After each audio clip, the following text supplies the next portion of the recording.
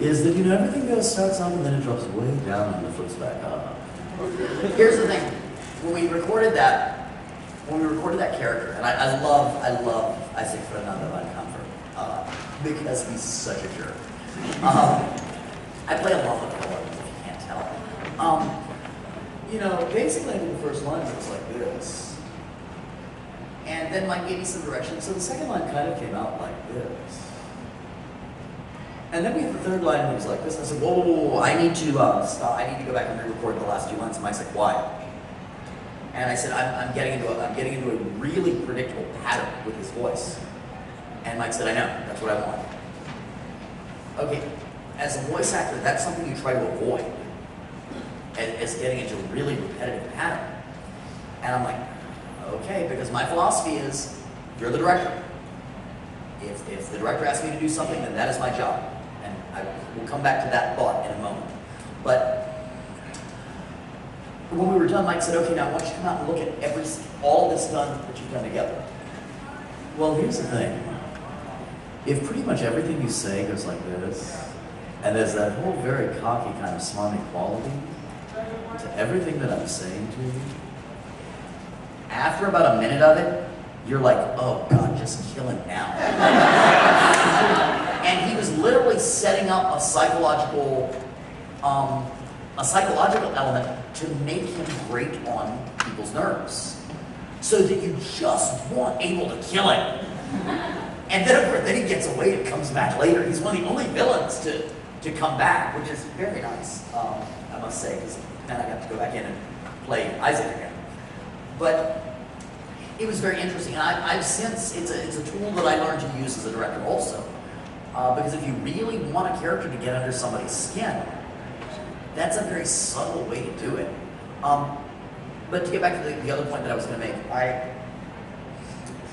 I'm a firm believer, a lot of us in the industry do read the online forums. For any of you that are on Anime on DVD, Dub Review, a lot of those. There are a few that I don't read, but one thing that makes me absolutely crazy, and I'm saying this not as a voice actor, I'm saying this completely as an ADR director. If you have a problem with anything that an actor is doing in a dub, your fault does not lie with the actor. And everybody is very quick to rip up an actor. Oh, well, so-and-so, this role sucks. You know what? The fault lies with the director. And the greatest example of that happened with Narima Daikon Brothers. And sometimes you don't know what's in the director or the actor's head. When we hit the character of Detective Sergeant Yukika, we had a fairly new voice actor. She was very new, but she's got an amazing singing voice, and she's a phenomenal actress. Her name is Carly Mosier. And I kept telling Carly, really going just full guns blazing. And I said, no, flatter. I want it very flat. I want it completely wooden. I want it like Joe Friday in Dragnet. I want this, I want everything right here in Butterfield. I don't want any emotion. I want everything right in here.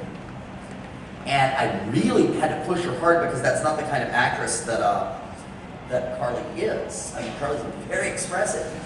And she's, are you sure? Are you sure? And I'm like, yes.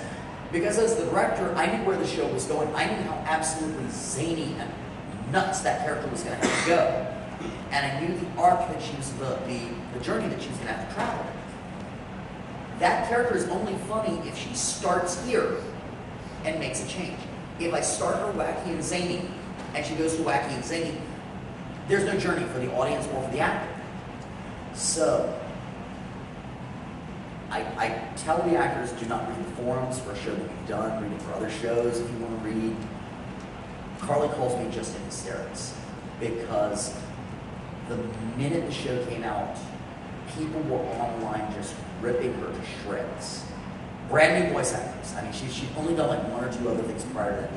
Oh my God, why would they use this person? Yeah, she's got a good voice, but she sucks as an actress. She's the worst thing I've ever heard in a dub. I mean, just ripped her to ribbons. Now, as the director, I cannot jump on and say, you know what, you're all friggin' wrong, because you don't know what I'm about to do with this character. And I said, sweetheart, just please trust me. Ignore it. Leave it alone. I don't even acknowledge it. Just leave it. So it's very funny that that character really blossoms in the second disc. And he's nodding, yeah. That's when she falls in love with the fish cake and the panda and the, yeah. And so when the second disc came out, all of those same people that had hated her were, oh my God, who is this girl, Carly? She's amazing. And for that month, she beat out like all these veteran actresses for Best Actress in a Dub on anime on DVD. And it was only then that I could come out and say, look, you know, you guys really hurt her feelings. She was very, very hurt by the people that were just ripping into her for doing something that I told her. And that's why as a director, I'm always very big on saying, if you don't like what an actor does, don't blame that actor. Especially, you know, cowards are very quick to draw their swords online. Very quick under the anonymity of the internet. If you have a fault with something someone has done, blame the director. As a director, I'm saying that. I'm not saying that as a voice actor. As a voice actor, I've got a real thick skin. If somebody doesn't like something I did, I had somebody, you're a Gans fan, I had somebody at a convention earlier this year slap me during an autograph session. You want to talk about seeing somebody almost come across a table? I don't have a temper as quick as my brother's, but it's pretty close. I was signing something for him, and he reached off and just slapped as hard as he could. He said, that's for my friends who hate Gans.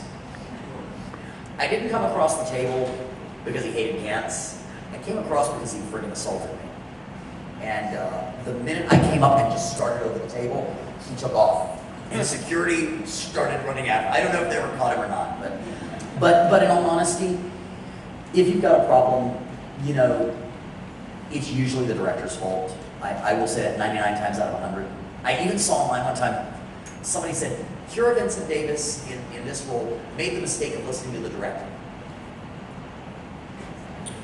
Okay, here's the thing. The director is the person responsible for hiring you.